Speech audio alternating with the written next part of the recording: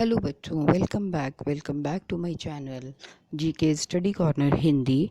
हम यहाँ कर रहे थे क्लास 9 साइंस का chapter number 5 the fundamental units of life. अभी तक हम इसमें पढ़ चुके हैं कि सेल का स्ट्रक्चर कैसा है, उसके कौन कौन से पार्ट्स हैं, वो किस तरह से काम करता है। तो we have learned all this कि सेल किस चीज़ का बना होता है, इसका स्ट्रक्चर कैसा है। अभी तक हम पिछले 2 वीडियोस में एक्टिविटी 5.4 से पहले पढ़ चुके हैं। तो चलिए आज हम पढ़ेंगे एक्टिविटी 5.4।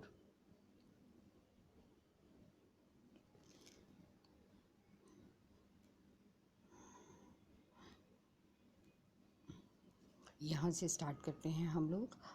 पुट अ ड्राइड रेसन्स और एप्रिकॉट्स इन द वाटर। मतलब आप थोड़े से जो सूखा किशमिश होता है या फिर जो एप्रिकॉट्स होते हैं उन्हें थोड़ा सा पानी में डालिए and leave them for some time, और उन्हें थोड़े समय के लिए छोड़ दीजिए। Then place them into a concentrated sugar solution of sugar और सॉल्ट। अब उसके बाद जब आपने उसे पानी में डाल के थोड़ी देर छोड़ दिया, इसके बाद उन्हें चीनी या नमक के गाढ़े घोल में डाल दीजिए। You will observe the following. अब आप इसमें क्या चीज़ें देखेंगे? Each gains water and swells when placed in the pure water. मतलब चाहे वो किशमिश थे या एप्रिकॉट था, जब आपने उसे पानी में डाला तो वो पानी अपने अंदर सोख लेंगे और फूल जाएंगे। How ever when placed in the concentrated solution, लेकिन जब हम उसे किसी गाढ़े घोल में डालेंगे, इट लूजेस वाटर, तो उसकी वजह से उसका जो पानी है बाहर निकल जाएगा। एंड कॉन्सिक्वेंटली श्रिंक्स, और वो वापस सिकुड़ जाएगी। Unicellular fresh water organisms and most plant cells tend to gain water through osmosis. मतलब जो यूनिसेलुलर एक सेल वाले जो ताज़े पानी के ऑर्गेनिजम्स होते हैं या फिर जो प्लांट सेल्स होते हैं, वो अक्सर पानी जो है अपने अंदर एब्जॉर्ब कर लेते हैं। Absorption of water by the plant roots is also an example of osmosis. मतलब जब जो हमारे पौधों की जो जड़ें हैं, जब वो पानी अपने अंदर एब्जॉर्ब करती हैं, तो वो भी ऑस्मोसिस की ही एक एग्जाम्पल है। Thus diffusion is important to exchange in exchange of gases and water in the life of cell. तो मतलब कि अगर एक जो सेल है उसकी ज़िंदगी में डिफ्यूजन जो है वो बहुत ज़रूरी है, क्योंकि इसी वजह से वो कई गैसेस का एक्सचेंज हो पाता है। कुछ गैसेस अंदर से बाहर आ पाती हैं या बाहर से अंदर जा पाती हैं। In addition to this the cell also obtains nutrition from its environment. इसके अलावा जो सेल है अपने आसपास के वातावरण से भी भोजन या न्यूट्रिशन या पोषक तत्व लेता है। Different molecules move in and out of the cell through a type of transport. मतलब जो बहुत कई तरह के जो कण होते हैं वो सेल के अंदर या बाहर जाते हैं और through a type of transport requiring the use of energy in the form of ATP. मतलब ये जो कितने सारे कण हैं, कुछ सेल के अंदर भी आते हैं, कुछ सेल से बाहर जाते हैं, और ये सब इनकी वजह से जो सेल के अंदर की एनर्जी है वो यूज़ हो जाती है। The plasma membrane is flexible. Plasma membrane मतलब सेल की जो आउटर लेयर है, ये इट इज़ फ्लेक्सिबल। फ्लेक्सिबल मतलब ये एक जगह से ये थोड़ा हिल डुल सकती है। And is made up of organic molecules called lipids and proteins. और ये ऑर्गेनिक मॉलिक्यूल्स, ऑर्गेनिक मतलब कुदरती तौर पे जो मिलने वाले कण होते हैं उनसे बनी होती है, जिन्हें की जो कि लिपिड्स या प्रोटीन्स होते हैं।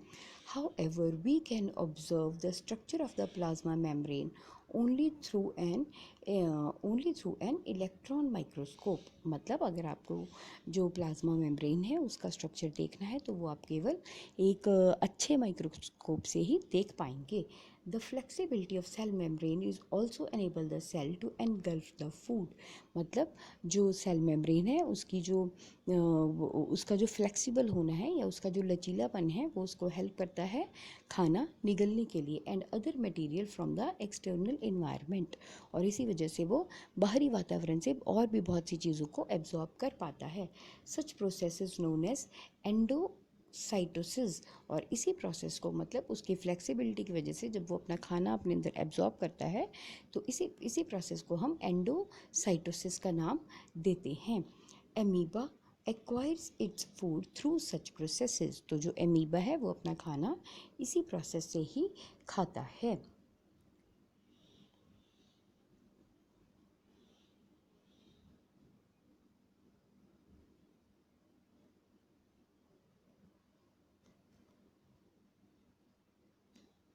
अब हमारे पास है cell wall. Plant cells in addition to the plasma membrane have another rigid outer covering called the cell wall. मतलब जो प्लांट के सेल्स होते हैं उसमें प्लाज्मा मेम्ब्रेन के अलावा एक और जो सख्त बाहरी कवरिंग होती है जिसे कि हम सेल वॉल का नाम देते हैं। The cell wall lies outside the plasma membrane. जो सेल वॉल होती है वो प्लाज्मा मेम्ब्रेन के बाहर होती है। Plant cell wall is mainly composed of cellulose. मतलब जो ये प्लांट की सेल वॉल होती है ये सेलुलोज से बनी होती है। अब सेलुलोज क्या है? Cellulose is a complex substance and provide structural strength to the plant. जो सेलुलोज है ये एक तरह का एक कॉम्प्लेक्स मीन्स एक थोड़ा सा कई सब्सटेंसेस का मिक्सचर हम बोल सकते हैं। And provide structural strength to the plant. और ये इसकी वजह से जो प्लांट है उसका स्ट्रक्चर मतलब उसकी जो संरचना है वो बनती है। When a living plant cell loses water through osmosis there is a shrinkage और contraction of contents of the cell wall of the cell away from the cell wall। मतलब जब भी कोई प्लांट सेल है वो अपने में उसके बीच में से पानी निकलता है ऑस्मोसिस की वजह से। देयर इज़ अ श्रिंकेज तो उसकी वजह से वो सिकुड़ जाता है। और contraction of the contents of the cell और उसकी वजह से जो सेल है उसके बीच के जो कण हैं वो कॉन्ट्रैक्ट मीन्स वो सिकुड़ जाते हैं away from the cell wall और वो सेल की वॉल से दूर हो जाते हैं। This phenomena is known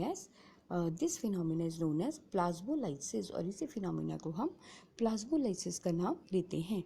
we can observe the phenomena by performing the following activity. अब हम इस बात को इस एक्टिविटी की सहायता से देख सकते हैं। अब इसे ध्यान से देखिए। Mount a peel of rhoeo leaf in the water on a slide. मतलब ये जो रियो का एक पत्ता है आप उसे लो और उसे स्लाइड के ऊपर रखो and examine the sales under the high power of microscope. अब उसे आप स्लाइड पे रख के उसके जो सेल्स हैं उसे एक अच्छी पावर के माइक्रोस्कोप के नीचे देखो। Note the small green granules called the chloroplast. अब इसके बीच में आप एक छोटे छोटे हरे दाने देखोगे जिनको कि हम क्लोरोप्लास्ट कहते हैं। They contain green substance called chlorophyll. इन्हीं के बीच में जो होता है पत्ते का जो मेन हिस्सा क्लोरोफिल होता है। Put a strong solution of sugar और salt on the mounted leaf inside the wall on the slide sorry. तो जो आपका ये पत्ता जिसे आपने स्लाइड पे रखा है तो उसके ऊपर आप चीनी या नमक का गाढ़ा घोल डालें। Wait for a minute. थोड़ी देर के लिए आप वेट करें and observe under the microscope और उसे माइक्रोस्कोप के नीचे देखें। What do we see? हम क्या देखेंगे? Now we place the dew leaf in the boiling water for few minutes. अब इसी पत्ते को थोड़े समय के लिए उबलते पानी में डाल दे। This kills the cell. इसकी वजह से जो सेल हैं वो मर जाएंगे, ख़त्म हो जाएंगे। Then mount one leaf on the slide and observe it under the microscope. अब आप इसी पत्ते को उठाकर दोबारा माइक्रोस्कोप के नीचे रखें और देखें। Put a strong solution of sugar और salt on the mounted leaf on the slide. मतलब अब ये जो पत्ता आपने स्लाइड पे रखा है इसके ऊपर आप चीनी या नमक का गाढ़ा घोल डालो। What do you find? आपने क्या देखा? Did plasmolysis occur? Now plasmolysis मतलब वही कि जब उसमें से पानी निकल गया तो क्या आपने देखा कि उसके जो सेल्स हैं वो इकट्ठे हुए या नहीं हुए।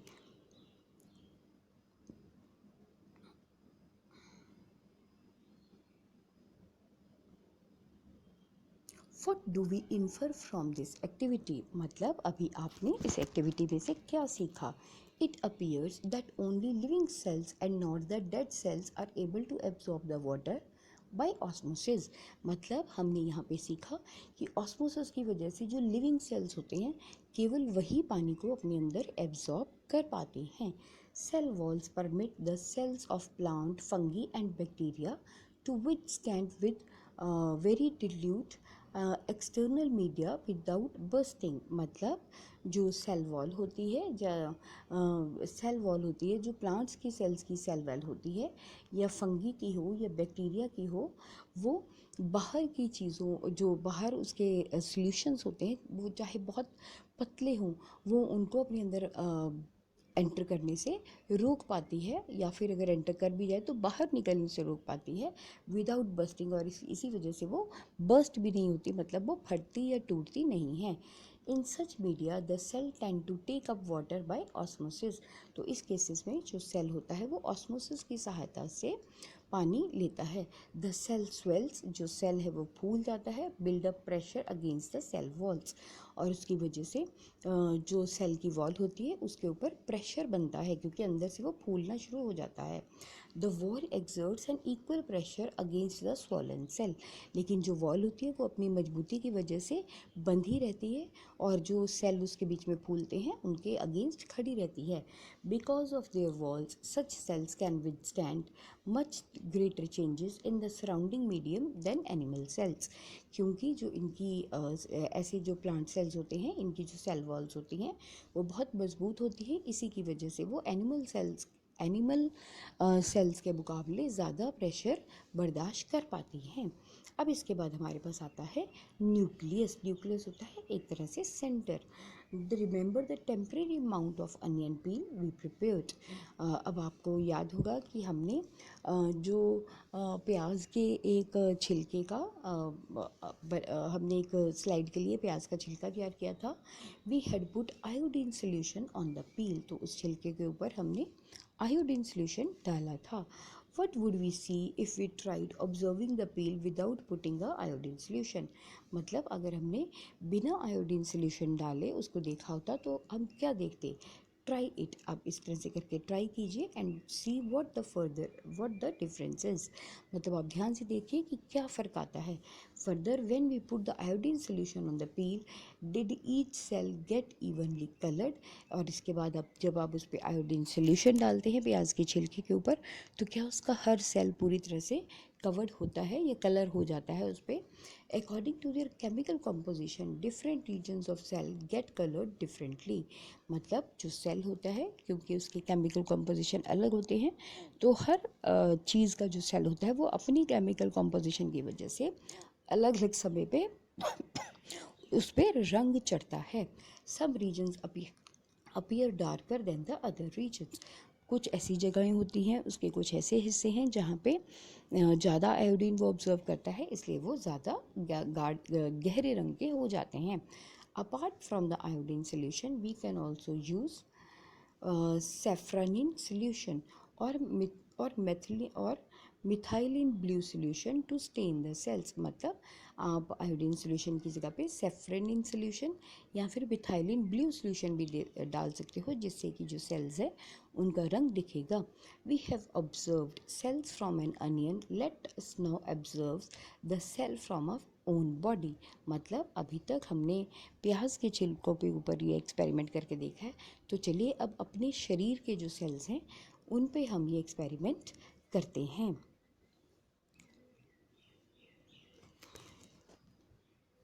यहाँ पे हमारे पास एक एक्टिविटी है।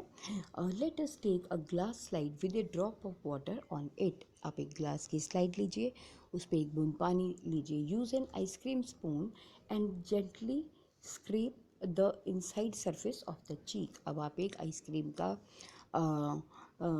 आइसक्रीम का चम्मच लें और आप देखोगे और उससे अपनी जो गाल है मुंह के अंदर अपनी गाल की साइड जो है उसको थोड़ा सा खुरचें। Does any material get stuck on the spoon, क्या कुछ उस चम्मच पे थोड़ा सा चिपकेगा। With the help of the needle we can transfer this material and spread it evenly on the glass slide kept ready for this. अब उसे एक सुई की सहायता से आप इस मटेरियल को ग्लास स्लाइड के ऊपर रखो। To colour the material we can put a drop of methylene blue solution on it. अब उसको रंग करने के लिए उसके ऊपर मिथाइलिन ब्लू सोल्यूशन डालो। Now the material is ready, अब ये तैयार है for observation under the microscope, मतलब ताकि आप इसे माइक्रोस्कोप के नीचे देख सके। Do not forget to put a cover slip on it, अब इसके ऊपर एक कवर स्लिप भी जरूर डालें। वट डू वी ऑब्जर्व, आपने क्या देखा? What is the shape of the cells we see, अब आप जो आपके मुंह के अंदर की स्किन है उसके सेल्स की शेप कैसी है? Draw it on the observation sheet, अगर हो सके तो आप इसे ऑब्जर्वेशन शीट पे ड्रॉ करके देखो।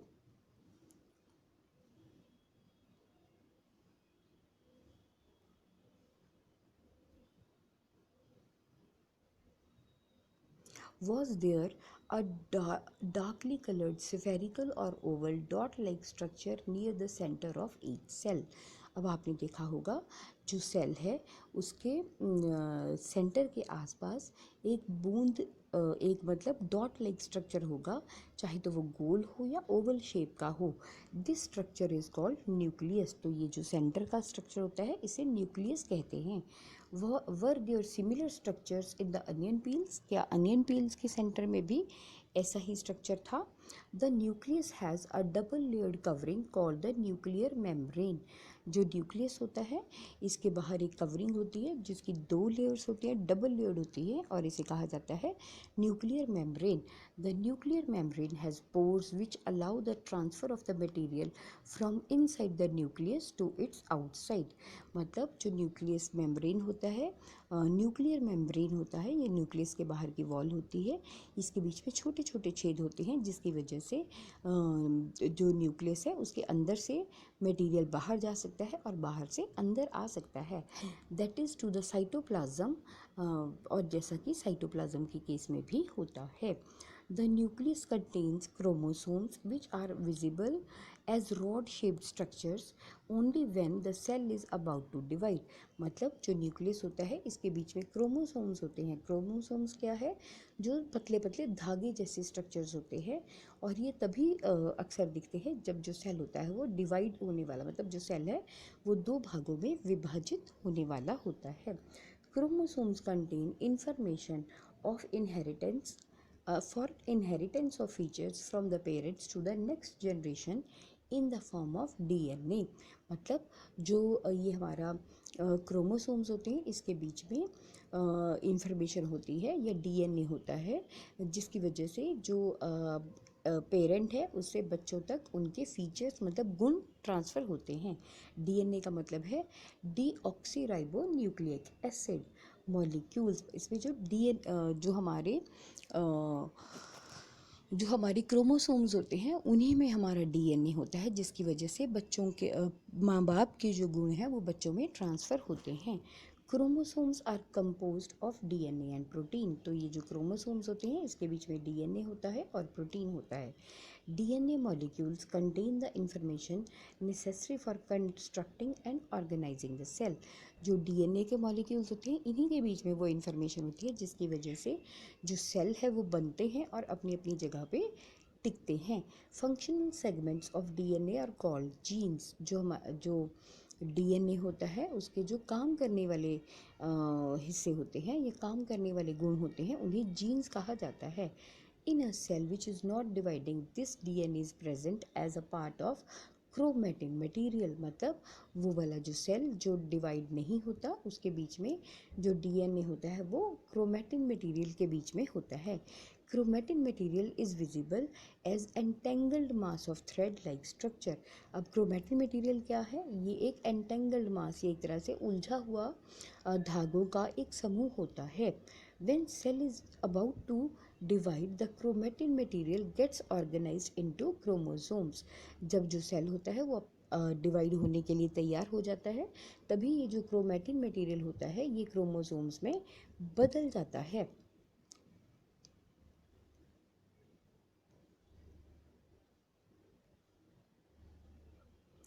Thus nucleus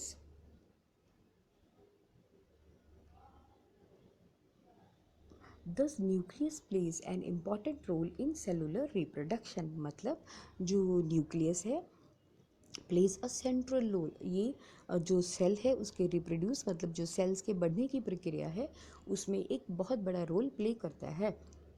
the process by which a single cell divides and forms two new cells. अब रिप्रोडक्शन, सेल की रिप्रोडक्शन क्या है? इट इज़ अ प्रोसेस, ये एक ऐसा प्रोसेस है जिसके बीच में जो एक सेल है वो डिवाइड होता है, अपने आप को बांट देता है और दो नए सेल्स के रूप में बढ़ जाता है।